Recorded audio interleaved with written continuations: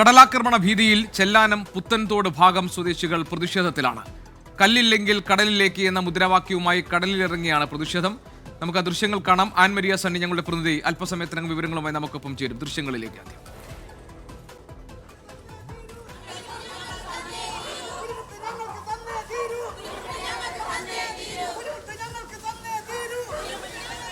An Maria നമ്മളോടൊപ്പം ഉണ്ട് വിവരങ്ങളുമായി.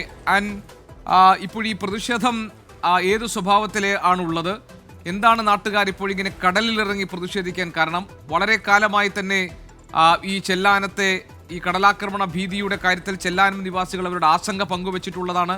പലപ്പോഴും ജില്ലാ ഭരണകൂടമൊക്കെ ഈ കാര്യങ്ങൾ പരിശോധിക്കുമെങ്കിലും ഒരു ശാശ്വതമായ പരിഹാരം കണ്ടെത്താൻ കഴിഞ്ഞിട്ടില്ല എന്ന ആക്ഷേപം നാട്ടുകാർക്കുണ്ടായിരുന്നതാണ്. ഇതിൻ്റെയൊക്കെ തുടർച്ചയാണോ ഇപ്പോൾ നമ്മൾ കാണുന്ന ഈ പ്രതിഷേധം? തീർച്ചയായിട്ടും 2036 ദിവസങ്ങളായിട്ടുള്ള ഈ ചെല്ലാനം പ്രദേശവാസികളുടെ പ്രതിഷേധമാണ് ഈ രീതിയിൽ കടലിലേക്ക് ഇറങ്ങിക്കൊണ്ടുള്ള അതിശക്തമായ ഒരു പ്രതിഷേധത്തിലേക്ക് മാറിയിരിക്കുന്നത്. സ്ത്രീകളും കുട്ടികളും അടക്കം നിരവധി ആളുകളാണ്. അതായത് ഈ ചെല്ലാനം പുത്തൻതോട് പ്രദേശത്തേക്കുള്ള ഈ ബീച്ചിൽ, ഈ പുത്തൻതോട് ബീച്ചിലാണ് ഇപ്പോൾ ഈ പ്രതിഷേധം നടന്നുകൊണ്ടിരിക്കുന്നത്. ഏറെ നേരമായിട്ട് തുടങ്ങിയിരിക്കുന്ന പ്രതിഷേധമാണ്. ശക്തമായ മഴയാണുള്ളത്, അതിനനുസരിച്ചുള്ള കടലാക്രമണവും ഇവിടെയുണ്ട്. നമ്മൾ വന്നപ്പോൾ മുതൽ കാണുന്നതാണ്, ആ ദൃശ്യങ്ങൾ നമ്മൾ കാണുന്നതാണ്. ഇവർ പറയുന്നത് ചെല്ലാനത്തുള്ള ഏതാനും ചില ഭാഗങ്ങളിലേക്ക് മാത്രമാണ് ഈ ടെട്രാപോഡുകൾ, പുലിമുട്ടുകൾ അടക്കമുള്ള നിർമ്മാണം പൂർത്തീകരിച്ചിരിക്കുന്നത്. പക്ഷേ ഈ ഭാഗങ്ങളിലേക്ക് മാത്രം നിർമ്മാണം പൂർത്തീകരിച്ചിരിക്കുന്നത് കൊണ്ട് അതിന്റെ ബാക്കി ഭാഗങ്ങളിലേക്ക് കടലാക്രമണം ശക്തമായിട്ട് വന്നുകൊണ്ടിരിക്കുകയാണ്. അതാണ് ഈ രീതിയിൽ ഒരു പ്രതിഷേധം അത്രയും ശക്തമാകുന്നത്. ചേട്ടാ, എന്താ നമ്മുടെ ആവശ്യം ഇത്രയും ശക്തമാകാൻ? കടലാക്രമണത്തിന് പരിഹാരം കാണുക, ഇത് മാത്രമേ ഞങ്ങളുടെ ആവശ്യം. ഞങ്ങൾ കഴിഞ്ഞ കൊച്ചിൻ പോർട്ട് തുടങ്ങിയ കാലം മുതൽ അനുഭവിക്കുന്നതാണ്. ഇനി ഞങ്ങൾ ഇതിൽ നിന്ന് പിന്മാറില്ല. ഈ കുറച്ച് സ്ഥലത്ത് മാത്രം സംരക്ഷണം വന്നപ്പോൾ അതിൻ്റെ വടക്കോട്ട് അതിരൂക്ഷമായ കടലാക്രമണമാണ് ഇപ്പോൾ ഇവിടെ നടക്കുന്നത്. അതിന് പരിഹാരം കണ്ടേ പറ്റൂ. മന്ത്രിമാരും MLA മാരും എല്ലാവരും ഞങ്ങൾക്ക് വാഗ്ദാനങ്ങളാണ് തരുന്നത്, പാർട്ടിയും വാഗ്ദാനമാണ് തരുന്നത്. ഇതുവരെ പ്രാവർത്തികമാകുന്നില്ല. അത് പ്രാവർത്തികമാകുന്നത് വരെ ഞങ്ങൾ സമരം ചെയ്യും.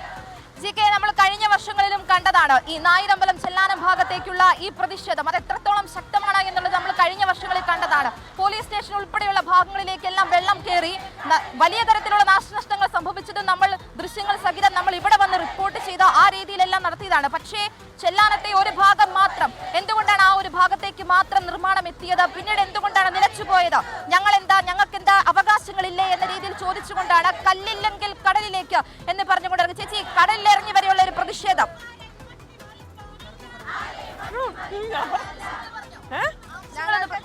വേണം വെറ്റപ്പാട് ഞങ്ങൾക്ക് ആവശ്യമാണ്. ചെല്ലാനത്തുകാർക്ക് കൊടുത്ത് ചെല്ലാനത്തുകാരെ സംരക്ഷിച്ചവരും ഞങ്ങളെ സംരക്ഷിക്കണം. അത്രമാത്രമേ ഗവൺമെന്റിന് ഞങ്ങൾക്ക് പറയാനുള്ളൂ. ഇനിയിപ്പോൾ കടലിൽ വരുമ്പോൾ ഞങ്ങൾക്ക് പേടിയാണ്. ഞങ്ങളുടെ കുഞ്ഞു മക്കളുമായിട്ട് ഞങ്ങൾ എവിടെ പോകും? ഞങ്ങൾ കുറേ കഷ്ടപ്പെട്ട ഒരു കുഞ്ഞൊരു ഭവനം ഉണ്ടാക്കിയേക്കണത്, അത് നശിച്ചു പോകാൻ ഇപ്പം ഈ അടുത്ത കടലിലായിട്ട് ഞങ്ങൾ ഒരു ജിയോ വേവ് വെക്കാൻ പറഞ്ഞു. അത് ഞങ്ങൾക്ക് വെച്ച് തന്നിട്ടില്ല. താൽക്കാലികമായിട്ട് എന്തെങ്കിലും ചെയ്യാൻ പറ്റും, ഇത്ര ദിവസമായിട്ട് അത് ചെയ്തു തന്നിട്ടില്ല. അത് ഞങ്ങളുടെ ഇത് ആവശ്യം നിറവേറാൻ ഞങ്ങൾ പിന്മാറില്ല. താൽക്കാലികമായിട്ട് നിർമ്മിച്ചിരിക്കുന്ന കടൽ ഭിത്തികളെല്ലാം ഉണ്ട്, പക്ഷേ അതെല്ലാം തകർന്ന നിലയിലാണ് കാണപ്പെടുന്നത്. അതുകൊണ്ട് തന്നെയാണ് ഈ രീതിയിൽ വലിയൊരു പ്രതിഷേധം. അതിശക്തമായിട്ടുള്ള ഒരു മഴയാണ്. ഈ ശക്തമായ മഴയിലും ഈ രീതിയിൽ വലിയ തരത്തിലുള്ള പ്രതിഷേധത്തിലേക്ക് നീങ്ങുന്നത്. GK, നമുക്ക് അതിൻ്റെ കൂടുതൽ വിശദാംശങ്ങളിലേക്ക് പോകാം. ഇപ്പോഴും എറണാകുളം DCC പ്രസിഡന്റ് ശ്രീ ഷിയാസ് നമ്മളോടൊപ്പം ടെലിഫോൺ ലൈനിൽ ചേരുന്നുണ്ട്. ശ്രീ ഷിയാസ്, ഈ ചെല്ലാനം നിവാസികളുടെ കുറേ കാലമായിട്ടുള്ള ആവശ്യമാണ് ടെട്രാപോഡുകൾ വേണം എന്നുള്ളത്, അതല്ലെങ്കിൽ പുലിമുട്ട് വേണം. അപ്പോൾ ഈ കടൽ ഭിത്തി നിർമ്മാണം എന്നത് വളരെ കാലമായി അവർ ആവശ്യപ്പെടുന്നു. ഇപ്പോൾ ആ നാട്ടുകാർ പറയുന്നത് അവരും അവരുടെ കുട്ടികളുമൊക്കെ ഈ കടൽക്ഷോഭത്തിൻ്റെ നടുവിൽ, ഈ കനത്ത കാലവർഷത്തിൻ്റെ നടുവിൽ എങ്ങനെയാണ് സമാധാനമായി വീട്ടിൽ കിടന്നുറങ്ങാൻ കഴിയുക എന്നാണ്. എന്തുകൊണ്ടായിരിക്കാം സർക്കാർ ഈ കാര്യത്തിൽ വേണ്ടത്ര ഒരു ജാഗ്രത പുലർത്താത്തത്? എന്താണ് ചെല്ലാനം നിവാസികളുടെ പരാതിയെക്കുറിച്ച് താങ്കൾ മനസ്സിലാക്കുന്നത്? ഈ ശക്തമായ മൺസൂണും അത് കാലാവസ്ഥാ വ്യതിയാനങ്ങൾക്ക് അനുസൃതമായി ഈ കടലോര മേഖലകളിൽ ഉണ്ടാകുന്ന ഈ പ്രശ്നങ്ങൾ ഇത് സർക്കാരിന് അറിയാൻ പാടില്ലാത്ത കാര്യമല്ല. പ്രത്യേകിച്ചും ചെല്ലാനം പോലുള്ള ഒരു പ്രദേശത്ത് കുറച്ചു ഭാഗം മാത്രം ടെട്രാപോഡുകൾ നിർമ്മിച്ചു സർക്കാർ. സ്വാഭാവികമായും അത്രയും ഭാഗത്തെ ഈ വെള്ളത്തിന്റെ പ്രഷർ ബാക്കിയുള്ള മുഴുവൻ മേഖലകൾ, ഇപ്പൊ ഈ പുത്തൻതോട് പോലെ, സൗദി പോലെ, മാനാശ്ശേരി പോലെയുള്ള ഈ കൊച്ചിയിലെ ബാക്കിയുള്ള കാലങ്ങളായി കടലിൽ കയറുന്ന പ്രദേശങ്ങളിലെല്ലാം ഇപ്പോ നിലവിലുണ്ടായിരുന്നതിന്റെ എത്രയോ ഇരട്ടി ശക്തിയോട് കൂടിയിട്ടാണ് കടൽ കയറിക്കൊണ്ടിരിക്കുന്നത്. അവിടെ ജിയോ ബാഗുകളോ അല്ലെങ്കിൽ താൽക്കാലികമായിട്ടുള്ള സംവിധാനങ്ങളോ ഒന്നും സർക്കാർ ഒരുക്കിയിട്ടില്ല. അപ്പൊ സർക്കാരിന് കുറച്ച് ഭാഗത്ത് സർക്കാരിന്റെ പ്രവർത്തനങ്ങൾ നടന്നു എന്ന് ജനങ്ങളെ ബോധ്യപ്പെടുത്താൻ വേണ്ടി കുറച്ച് ഭാഗത്ത് മാത്രം ടെട്രാപാഡുകൾ നിർമ്മിച്ച ഒരു സ്ഥിതിവിശേഷമാണെന്നുള്ളത്. അപ്പൊ ബാക്കി പ്രദേശങ്ങളിലുള്ള മുഴുവൻ ജനങ്ങൾക്ക് അതുകൊണ്ടുണ്ടാകുന്ന ബുദ്ധിമുട്ട് സർക്കാരിനോ ഉദ്യോഗസ്ഥന്മാർക്കോ അറിയാത്തതല്ല. പക്ഷെ സർക്കാർ പിന്നീട് അതിനകത്ത് 1 രൂപ പോലും ജനങ്ങളോട് നിരവധി പ്രാവശ്യം വന്ന് പറഞ്ഞെങ്കിലും 1 രൂപ പോലും അതുമായി ബന്ധപ്പെട്ട് സർക്കാർ ചെലവഴിച്ചിട്ടില്ല. സ്വാഭാവികമായും ഈ മൺസൂൺ സമയത്ത് മാത്രമല്ലല്ലോ, ഇപ്പോൾ ആഴക്കടലിൽ ഉണ്ടാകുന്ന ഈ കാലാവസ്ഥാ വ്യതിയാനത്തിന്റെ ഭാഗമായി എപ്പോഴെല്ലാം കടൽ കയറുന്നുണ്ടോ അപ്പോഴെല്ലാം ഈ പാവപ്പെട്ടവർ പറഞ്ഞതുപോലെ അവർ കാലങ്ങളായി അവർ കഠിനാധ്വാനം നടത്തി വച്ച വീടുകളിൽ പോലും ഈ വെള്ളവും ചെളിയും എല്ലാം കയറി അവർക്ക് അവിടെ ജീവിക്കാൻ കഴിയാത്ത സാഹചര്യമാണ്. അപ്പൊ ഇവര് മത്സ്യത്തൊഴിലാളികളാണ്, അത്ര വലിയ പണമുള്ള ആളുകളല്ല. അന്ന് അവര് കടലിൽ പോയില്ലെങ്കിൽ അവർക്ക് അന്ന് ജീവിക്കാൻ പറ്റത്തില്ല.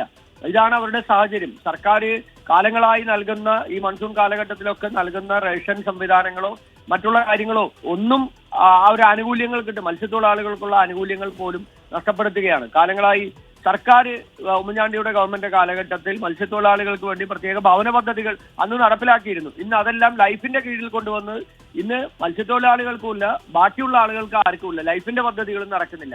അപ്പൊ ഈ പാവപ്പെട്ടവർ കഷ്ടപ്പെട്ടുണ്ടാക്കിയ ഈ വീടുകളെല്ലാം തകർന്നു പോകുന്ന ഒരു സാഹചര്യത്തിലേക്ക് വരുമ്പോൾ ജനങ്ങൾ പിന്നെ ആത്മഹത്യയല്ലാതെ വേറെ എന്താ മാർഗമുള്ളത്?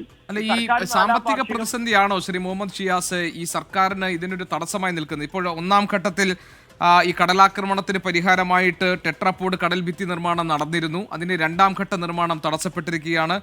ഏതാണ്ട് 300 കോടിയിലേറെ രൂപ വേണം എന്നൊക്കെയുള്ള ഒരു കണക്കുകൾ പുറത്തു വന്നിരുന്നു. അപ്പോൾ ഒരു സാമ്പത്തിക പ്രതിസന്ധിയാണോ യഥാർത്ഥത്തിൽ ഈ സർക്കാരിന് ഇപ്പോൾ ഈ ആവശ്യം നിറവേറ്റുന്നതിനുള്ള തടസ്സം? അതല്ല സർക്കാരിന്റെ ഒരു നിസ്സംഗ മനോഭാവമാണോ? സർക്കാരിന്റെ നിസ്സംഗ മനോഭാവമാണ്. നമ്മളിപ്പോ കേരളത്തിൽ കേരളിനെ കുറിച്ച് സംസാരിക്കുന്ന സർക്കാരാണ്. മുഖ്യമന്ത്രി ഇന്നലെയും സംസാരിച്ചു. കേന്ദ്ര സർക്കാരിന്റെ റെയിൽവേ വകുപ്പിന്റെ അനുമതി കിട്ടിയാൽ കേരളിന് എത്ര കോടി രൂപ വേണം? 67,000-ലധികം കോടി രൂപ കേരളത്തിൽ. ഈ 300 കോടി രൂപയിൽ താഴെ ചെലവ് വരുന്ന ഈ പദ്ധതി നടപ്പിലാക്കാൻ എന്താ ബുദ്ധിമുട്ട്? കേരളയിൽ നടപ്പിലാക്കാൻ സർക്കാരിന്റെ കയ്യിൽ പണമുണ്ടെന്ന് സർക്കാർ പറയുന്നു. അങ്ങനെയെങ്കിൽ എന്തുകൊണ്ടാണ് 300 കോടി രൂപയിൽ താഴെ ചെലവ് വരുന്ന ഈ ടെട്രാപാഡ് നിർമ്മിക്കാൻ, ഈ ഭാഗത്ത് നിർമ്മിക്കാൻ എന്താണ് ബുദ്ധിമുട്ട്? അപ്പൊ ജനങ്ങളുടെ പ്രശ്നങ്ങളല്ല സർക്കാരിനെ സംബന്ധിച്ചിടത്തോളം സർക്കാരിന്റെ പ്രയോറിറ്റി. അവരുടെ ദുരിതപൂർണമായ ജീവിതമല്ല. സർക്കാരിനെ സംബന്ധിച്ചിടത്തോളം കോടികളുടെ പദ്ധതികൾ നടപ്പിലാക്കുക, അതിനകത്തുനിന്ന് പണം സമ്പാദിക്കുക എന്നു. അപ്പൊ സാമൂഹ്യ പ്രതിബദ്ധതയുള്ള ഒരു സർക്കാരല്ല ഇതെന്നുള്ളത് അതിൽ നിന്ന് തന്നെ നമുക്ക് മനസ്സിലാക്കാം. ഈ പ്രശ്നം ഇന്നും ഇന്നലെയും തുടങ്ങിയതല്ല, കാലങ്ങളായി തുടങ്ങി. 10 വർഷക്കാലത്തെ CPM-ന്റെ നേതൃത്വത്തിലുള്ള പിണറായി വിജയന്റെ നേതൃത്വത്തിലുള്ള സർക്കാരാണ്. എത്രയോ നേരത്തെ ഈ പദ്ധതി നടപ്പിലാക്കാമായിരുന്നു. UDF-ന്റെ കാലഘട്ടത്തിൽ ഈ പദ്ധതി കൊണ്ടുവരുന്ന സമയത്ത് പ്രാദേശിക CPM നേതൃത്വം മുഴുവൻ കരാറുകളെ കുറിച്ചിട്ടുള്ള ആക്ഷേപങ്ങളും അതുമായി ബന്ധപ്പെട്ട് നിയമ പോരാട്ടങ്ങളെല്ലാം നടത്തി. ഈ സർക്കാർ വന്നപ്പോൾ ഞങ്ങൾ ആരും ഈ ടെട്രാപാഡ് പദ്ധതി കൊണ്ടുവരുന്നതിന് ഞങ്ങൾ ആരും എതിർത്തില്ലല്ലോ, നിയമമായ ഒരു പോരാട്ടം നടത്തിയില്ല. ഇത് എങ്ങനെയെങ്കിലും നടപ്പിലാക്കണമെന്നുള്ള. അപ്പം മുഴുവൻ സമയവും ഈ സർക്കാർ കൊണ്ടുവരുന്ന ഈ പദ്ധതി ഇതെങ്ങനെയെങ്കിലും നടപ്പിലാക്കി ഈ കടലോര മേഖലകളിൽ ജീവിക്കുന്ന ആളുകൾക്ക് ഒരു പ്രയാസമില്ലാതെ അവരുടെ ഈ ദുരിതപൂർണമായിട്ടുള്ള ഈ അവസ്ഥ ഒന്ന് മാറ്റണം എന്ന് എത്രയോ പ്രാവശ്യമായി ഞങ്ങൾ ആവശ്യം. നിയമസഭയ്ക്കകത്ത് പ്രതിപക്ഷ നേതാവ് ഉൾപ്പെടെ ഈ വിഷയങ്ങളാണ്. ഇവിടെ മാത്രമല്ല, ഈ തൊട്ടപ്പുറത്ത് വൈപ്പിൻ നിയോജക മണ്ഡലത്തിലേക്ക് പോയാൽ എടവനക്കാട്, കുഴുപ്പള്ളി, നായരമ്പലം, ഞാറക്കൽ പോലെയുള്ള പ്രദേശങ്ങളിൽ എത്ര കുടുംബമാണ് വീട് ഒഴിഞ്ഞു പോയി, വേറെ നിവൃത്തിയില്ല, താമസിക്കാൻ പറ്റില്ല. അതുകൊണ്ട് വാടക വീടുകളിലേക്ക് പോയി, ജനിച്ച മണ്ണ് വിട്ടിട്ട് വാടക വീടുകളിൽ പോയി ദുരിതപൂർണമായ ജീവിതം നയിക്കുന്ന ആളുകളാണ്. ശ്രീ മുഹമ്മദ് ഷിയാസ്, അത്രയും താങ്കൾ പറഞ്ഞതുപോലെ ആ ദുരിതം ഇനി പേറാൻ വയ്യ എന്നതുകൊണ്ടായിരിക്കണം കല്ലില്ലെങ്കിൽ കടലിലേക്ക് എന്ന മുദ്രാവാക്യവുമായി അവർ ഇപ്പോൾ കടലിലിറങ്ങി, സ്ത്രീകളടക്കം വയോധികരടക്കമുള്ള ആളുകൾ പ്രതിഷേധത്തിലേക്ക് ഇറങ്ങിയിരിക്കുന്നത്. എറണാകുളം DCC പ്രസിഡന്റ് ശ്രീ മുഹമ്മദ് ഷിയാസ് ആണ് നമ്മളോട് ഈ വിഷയത്തിൽ പ്രതികരണം അറിയിച്ചത്. നമുക്ക് വീണ്ടും ആൻമരിയയിലേക്ക് പോകാം. ഇത് ഈ ടെട്രാപോഡ് നിർമ്മാണം അല്ലെങ്കിൽ അതിനോടൊപ്പം പുലിമുട്ട് നിർമ്മാണം ഇത് ഓരോരോ ഘട്ടമായി പൂർത്തിയാക്കാനായിരുന്നു സർക്കാർ തീരുമാനിച്ചിരുന്നത്. അതിലെ ആദ്യം ഘട്ടം പൂർത്തിയായി. 2ഉം 3ഉം ഘട്ടങ്ങൾക്ക് ഏതാണ്ട് 300 കോടിയിലധികം രൂപയുടെ ചിലവ് ആവശ്യം ഉണ്ട്. അപ്പോൾ ഈ നേരത്തെ സർക്കാർ ചില ബദൽ പദ്ധതികളൊക്കെ മുന്നോട്ട് വെച്ചിരുന്നതായി അറിഞ്ഞിരുന്നു. അതായത് ചെല്ലാനത്തെ നിവാസികളെ ഇത്തരം കടൽക്ഷോഭം ഉണ്ടാകുമ്പോൾ അല്ലെങ്കിൽ കാലവർഷം കനക്കുമ്പോൾ മാറ്റിപ്പാർപ്പിക്കുക തുടങ്ങിയ പല ബദൽ നിർദ്ദേശങ്ങളും മുന്നോട്ട് വെച്ചിരുന്നു. അങ്ങനെ എന്തെങ്കിലും ഒരു ആശയവിനിമയം ജില്ലാ ഭരണകൂടം ഈ സമരക്കാരുമായി നടത്തിയിട്ടുണ്ടോ? ജില്ലാ ഭരണകൂടം ഏതെങ്കിലും തരത്തിൽ ഈ സമരത്തിനോട് പ്രതികരിച്ചിട്ടുണ്ടോ?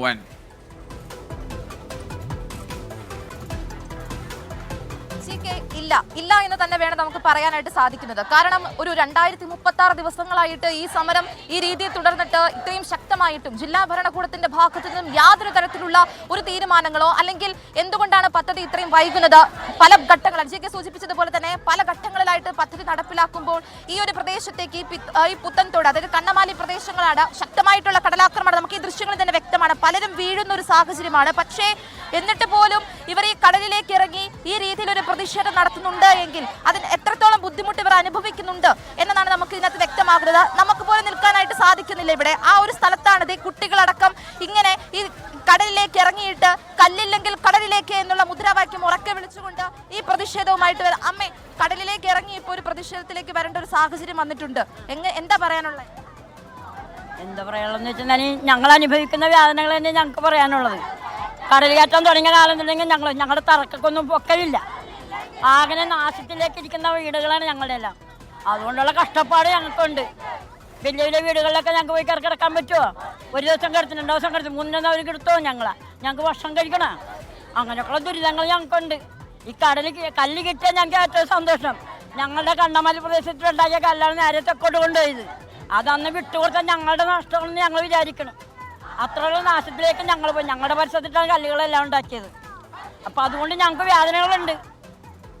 റോഡ് പോലും അവർ നന്നാക്കി തരാണ്ട് പോയിട്ട് ഞങ്ങൾ റോഡ് നന്നാക്കാണ്ട് ഇവിടുന്ന് ഈ സാധനം പൊളിക്കാൻ പറ്റില്ല എന്ന് ഞങ്ങൾ പറഞ്ഞു. അങ്ങനെ റോഡ് നന്നാക്കി തന്നതിന് ശേഷമാണ് ആ വെയിറ്റ് എടുക്കുന്ന സാധനങ്ങൾ ഞങ്ങൾ വിട്ടുകൊടുത്തത്. അതൊരിക്കും ഞങ്ങൾ വിട്ടുകൊടുത്തത്. റോഡൊക്കെ നന്നാക്കാണ്ട് അവർ പോയതാണ്. സാധിക്കൂലെന്ന് പറഞ്ഞു ഞങ്ങൾ. അങ്ങനെയുള്ള വേദനകളൊക്കെ ഞങ്ങൾക്കുണ്ട്. ഞങ്ങൾ ആരോട് പറയാനാണ്? ഇത് തന്നെയാണ് ഈ അമ്മ പറഞ്ഞ ആ വാക്കുകൾ തന്നെയാണ് നമുക്ക് പറയാനായിട്ടുള്ളത്. കാരണം ഇവരിനി ആരോടാണ് പറയേണ്ടത്? പറയാനുള്ളവരോടെല്ലാം പറഞ്ഞു കഴിഞ്ഞു. അവരുടെ ബുദ്ധിമുട്ടുകളെല്ലാം അവർ അറിയിച്ചു കഴിഞ്ഞു.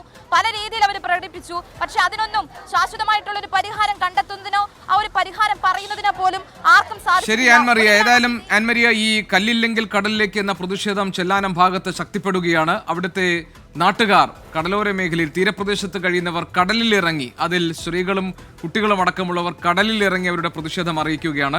ടെട്രാപ്പോഡും അതുപോലെ പുലിമുട്ട് നിർമ്മാണം ഇതൊക്കെ സർക്കാർ പാതിവഴിയിൽ നിർത്തിവെച്ചിരിക്കുന്നു. ഇങ്ങനെ ആശങ്കയുടെ മുൾമുനയിൽ എത്രനാൾ കഴിയാൻ പറ്റും എന്നുള്ളതാണ് അവർ ചോദിക്കുന്ന ചോദ്യം. കുഞ്ഞു കുട്ടികളെയും കൊണ്ട് എങ്ങനെയാണ് കടൽക്ഷോഭത്തിന്റെയും കനത്ത കാലവർഷത്തിന്റെയും ഈ മണിക്കൂറുകളിൽ വീട്ടിൽ സമാധാനത്തോടുകൂടി ഞങ്ങൾക്ക് കിടന്നുറങ്ങാൻ കഴിയുക എന്നതാണ് ചെല്ലാനത്തെ നാട്ടുകാർ ഉയർത്തുന്ന ചോദ്യം. അതിന് ജില്ലാ ഭരണകൂടം ഇതുവരെ പ്രതികരിച്ചിട്ടില്ല. ഒരു പ്രതികരണവും അനുകൂലമായ രീതിയിൽ വന്നിട്ടില്ല എന്നും കൂടി ആൻ മരിയ സണ്ണി ഞങ്ങളുടെ പ്രതിനിധി നൽകുന്ന റിപ്പോർട്ടിൽ പറയുന്നുണ്ട്.